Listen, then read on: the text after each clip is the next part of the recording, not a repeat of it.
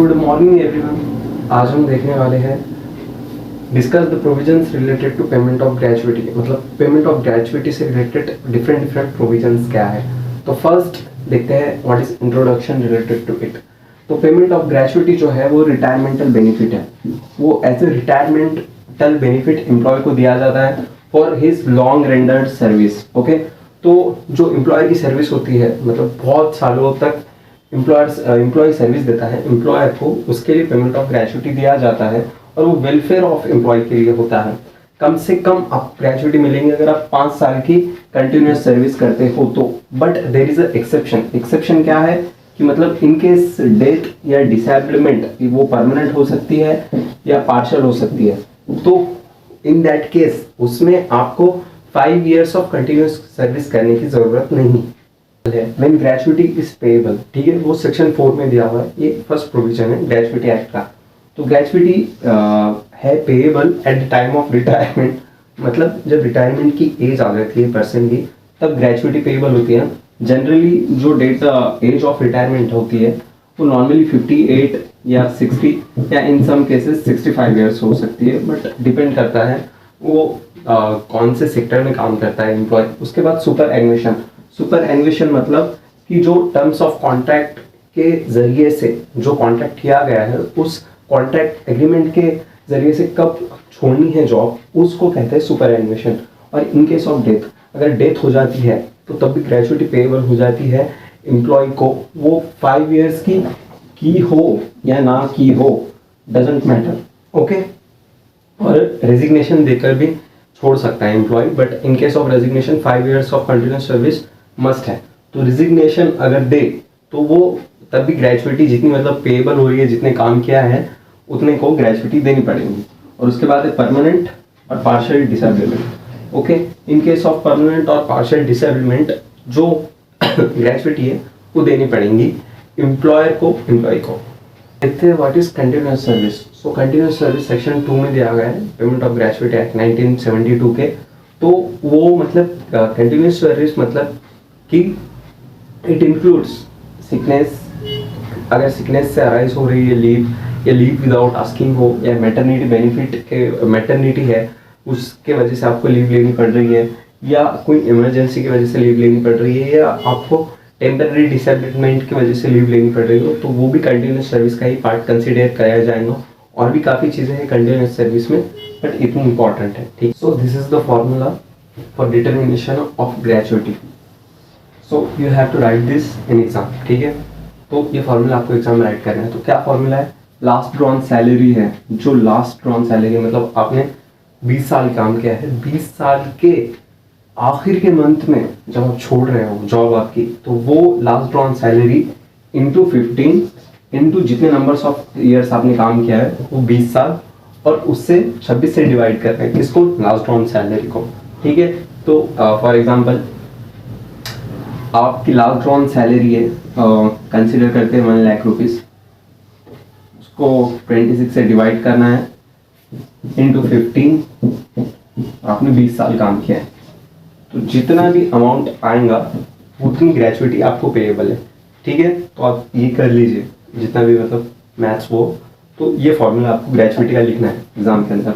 सो इस मेथड से determination of ग्रेजुइटी होती है। ठीक है, उसके बाद देखते हैं डिटर्मिनेशन ऑफ ग्रेजुइटी जो कि सेक्शन 7 में दी हुई है ग्रेजुइटी एक्ट 1972 के। तो डिटर्मिनेशन ऑफ ग्रेजुइटी मतलब जब ग्रेजुइटी पेएबल होती है किसको? एम्प्लॉय को। तो जब भी एम्प्लॉय को ग्रेजुइटी पेएबल होती है, पेएबल बन जाती है, whenever employee is liable to receive gratuity and, तो तभी उसको रिटर्न फॉर्म में और ऑथराइज्ड वे में नोटिस देनी चाहिए। मतलब जब उसको ग्रेजुइटी पेएबल बन जाती है कि अपने मतलब ग्रेजुइटी की मतलब अपने एम्प्लॉय की तरफ से, और 1 मंथ के अंदर देनी चाहिए वो नोटिस उसको, एम्प्लॉयर को। ठीक है, इन रिटर्न फॉर्म। उसके बाद लीगल हेड्स ऑफ जो एम्प्लॉय है, जब उनको ग्रेजुइटी पेएबल बन जाती है एम्प्लॉय के द्वारा, तो उनको भी नोटिस देनी चाहिए विद इन 1 ईयर। ठीक है, लीगल हेयर की ये लिमिट है। और समझो अगर जब नॉमिनी को ग्रेजुइटी पेएबल बन जाती है बाय एम्प्लॉयर, तो उसको नोटिस देनी चाहिए विद इन 1 मंथ एम्प्लॉयर को। तो अगर ये नोटिस देने में डिले हो जाता है तो सफिशिएंट रीजंस लगते हैं। सफिशिएंट अगर रीजंस हो तो नोटिस आप बाद में ही दे सकते हो, वरना नहीं दे सकते। तो उसके बाद देखते हैं फोर फीचर ऑफ ग्रेचुइटी। तो फोर फीचर ऑफ ग्रेचुइटी कब कब हो सकता है, वो सेक्शन 4 सब क्लॉज 6 में दिया हुआ है, ठीक है। तो एक है मॉरल टर्पिट्यूड। मॉरल टर्पिट्यूड यानी मतलब आप कोई मॉरल चीज़ है उसके अगेंस्ट जाकर कोई काम करते हो, ऐसी हीनियस चीज़ या कोई सीरियस क्राइम करते हो, तो वो मॉरल टर्पिट्यूड में आता है, ठीक है, जो सोसाइटी के द्वारा अच्छा नहीं समझा जाता।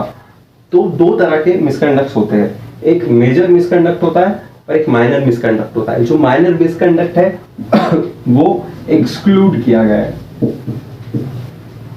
फोर फीचर ऑफ ग्रेचुइटी में से जो माइनर मिसकंडक्ट है वो एक्सक्लूड किया गया है, ठीक है। और जो मेजर मिसकंडक्ट है वो इसमें आते हैं। अगर आपने कोई वायलेंस का एक्ट किया है या आप वायलेटिव एक्ट कर रहे हो जिससे प्रॉपर्टी डैमेज हो रही है या लॉस हो रहा है एम्प्लॉयर को, तो वो जितनी इक्वल लॉस हुआ है या जितना एडुकेट है वो लॉस से, मतलब जो बराबर है उतनी ही ग्रेचुइटी कट कर सकता है आपका एम्प्लॉय, ठीक है। एम्प्लॉयर उतनी ही ग्रेचुइटी कट कर सकता है, ठीक है। तो अब जब आपके खिलाफ ये ग्रेचुइटी, फोरफीचर ऑफ ग्रेचुइटी का मुकदमा चल रहा है या आपके खिलाफ जब डिसिप्लिनरी एक्शन होने वाला है इससे रिलेटेड, तो तब principle of natural justice follow किए जाने चाहिए एम्प्लॉयर के जरिए। और जो भी इंस्पेक्टर मतलब इंस्पेक्ट करेगा इसको, आपने मतलब की है यानी वायलेट किए यानी टर्म्स लॉस किया है नहीं, एम्प्लॉयर की प्रॉपर्टी को डैमेज किया है या नहीं, या आपने कोई ग्राउंड तोड़ा तो नहीं। तो और एक बात जरूरी है कि एम्प्लॉयर उतनी ही अमाउंट डिडक्ट कर सकता है ग्रेचुइटी में से जितना आपने उसको नुकसान किया हो। तो ये है फोर फीचर ऑफ ग्रेचुइटी जो कि दिया हुआ है सेक्शन 4(6) में, 4 सब क्लॉज 6 में। तो देखते हैं व्हाट इज एम्प्लॉयर्स रिस्पॉन्सिबिलिटी, मतलब एम्प्लॉयर जो है उसकी रिस्पॉन्सिबिलिटी और लायबिलिटी क्या क्या होती है। तो फर्स्ट है कि मतलब जैसे ही ग्रेचुइटी का अमाउंट पेएबल हो जाता है किसी एम्प्लॉय को, तो एम्प्लॉयर की रिस्पॉन्सिबिलिटी होती है कि वो उस अमाउंट को कैलकुलेट करे और ग्रेचुइटी में कंट्रीब्यूशन करना स्टार्ट कर दे। तो एज सुन एज वो पेएबल बन जाता है एम्प्लॉय को। और दूसरा है कि वो जो ग्रेचुइटी है वो जिस टाइम पर एम्प्लॉयर को दी जानी चाहिए या उसको लीगल हेयर को दी जानी चाहिए या नॉमिनी को दी जानी चाहिए, उस टाइम पे दे। अगर कोई डिले होता है ग्रेचुइटी देने में एम्प्लॉयर की तरफ से एम्प्लॉय को, तो एम्प्लॉयर उस पर इंटरेस्ट पे करना पड़ेगा एम्प्लॉयर को। और जो डॉक्यूमेंट दिए जाते हैं नॉमिनी के हो सकते हैं वो, तो वो डॉक्यूमेंट सेफगार्ड करने की पूरी रिस्पॉन्सिबिलिटी होती है एम्प्लॉयर की। अगर एम्प्लॉयर इन रिस्पॉन्सिबिलिटी या लायबिलिटीज को पूरा नहीं करता तो उसके खिलाफ कोई एक्शन टेक किया जा सकता है जिसमें उसको फाइन या पनिशमेंट हो सकती है।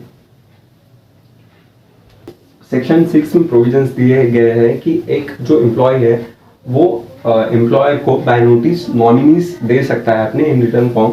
तो एक हो सकते हैं, एक से ज़्यादा हो सकते हैं। उसको एम्प्लॉयर पर्टिकुलर नोटिस देकर सेक्शन 6 सब क्लॉज 4 में चेंज भी कर सकता है नॉमिनी के नाम, कुछ नॉमिनीज के।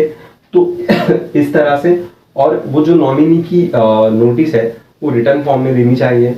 तो ये नॉमिनी के सेक्शंस हो गए। लास्ट में हम देखते हैं कंक्लूजन।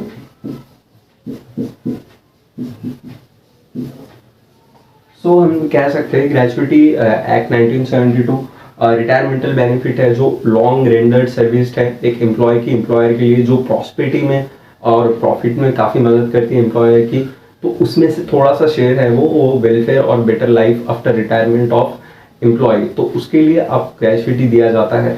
ग्रेचुइटी का जो अमाउंट होता है वो कैलकुलेट किया जाता है एक पर्टिकुलर फॉर्मूले के द्वारा, जो कि मैंने आपको बताया है।